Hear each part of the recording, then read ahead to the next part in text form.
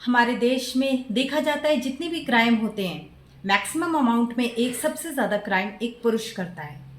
चाहे वो बलात्कार हो, चाहे वो रेप हो, चाहे वो ईव टीजिंग हो, चाहे वो छेड़खानी करना हो या किडनैप करना हो।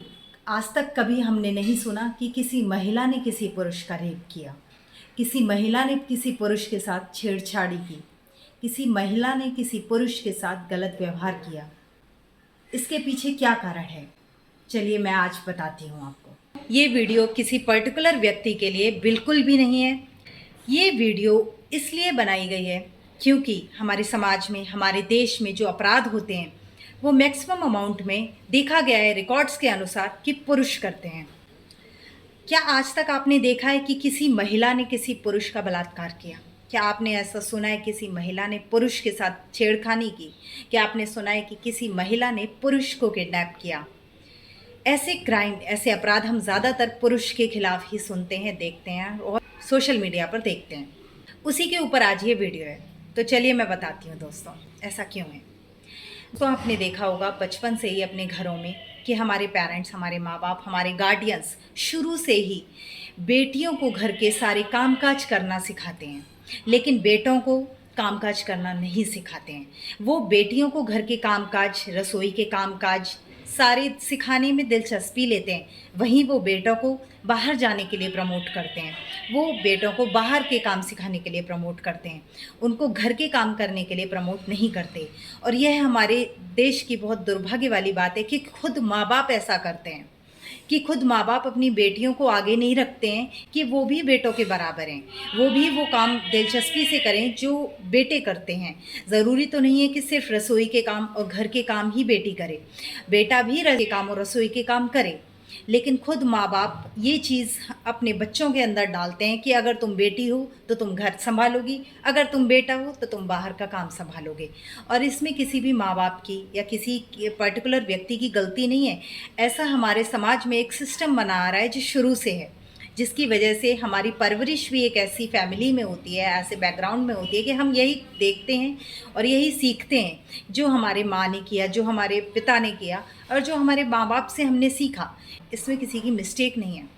लेकिन एक चीज़ मैं ज़रूर कहना चाहूँगी, घर में जब बेटी पैदा होती है और जो बेटा पैदा होता है, हमें दोनों को लेकर चलना है। अगर हमारी बेटी है तो उसे हम घर के कामकाज सिखाते हैं, रसोई के काम सिखाते हैं, घर का हर एक काम करना सिखाते हैं, उसके अंदर संस्कार डालते हैं, पूजा पाठ करना सिखाते हैं, जो कि बहुत अच्छी बात है, करना भी चाहिए। वहीं हम बेटों को ये सारी चीज़ें नहीं सिखाते। ऐसा क्यों? यही गलती करते हैं हम। माँ बाप को और माँ को बेटियों के साथ साथ बेटों को भी घर के सारे कामकाज करना सिखाना चाहिए, घर के रसोई के सारे काम सिखाने चाहिए।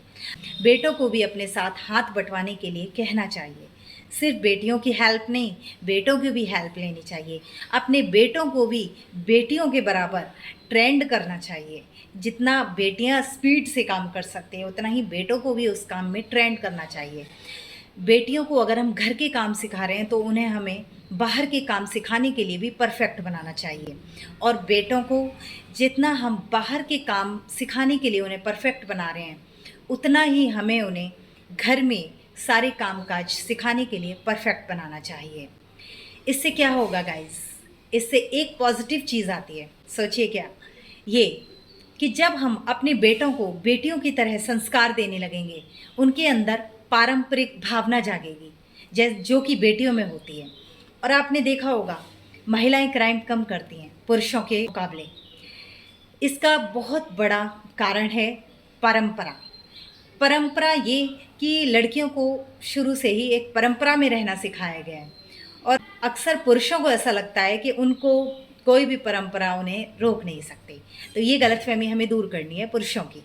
पुरुषों को भी, मतलब कि जो आपके बेटे हैं, उनको भी परंपरा में रहना सिखाएं।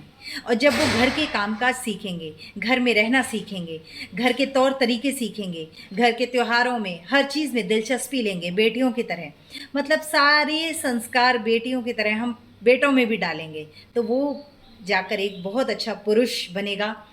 तब तब जाकर एक बेटे के अंदर पारंपरिक भावना जागेगी और उस पारंपरिक भावना जागने की वजह से उसमें सिर्फ अपने ही घर की नहीं, हमारे समाज की, देश की, हर घर की महिलाओं के प्रति सम्मान जागेगा। पुरुषों में पारंपरिक भावना जागने से उनके अंदर न सिर्फ अपने घर की महिलाओं के प्रति बल्कि समाज की हर महिला के प्रति, देश की हर महिला के प्रति सम्मान की भावना उत्पन्न होगी, जिसकी वजह से वो न सिर्फ अपने घर की बहनों को बहन समझेंगे बल्कि समाज की बहन बेटियों को भी अपनी बहन बेटियों जैसा ही समझेंगे, जिससे कि हमारे देश में, हमारे समाज में अपराध भी कम होने लगेगा। मेरे चैनल को शेयर ज़रूर करें, सब्सक्राइब करें, मेरे वीडियो को लाइक ज़रूर करें। Thank you.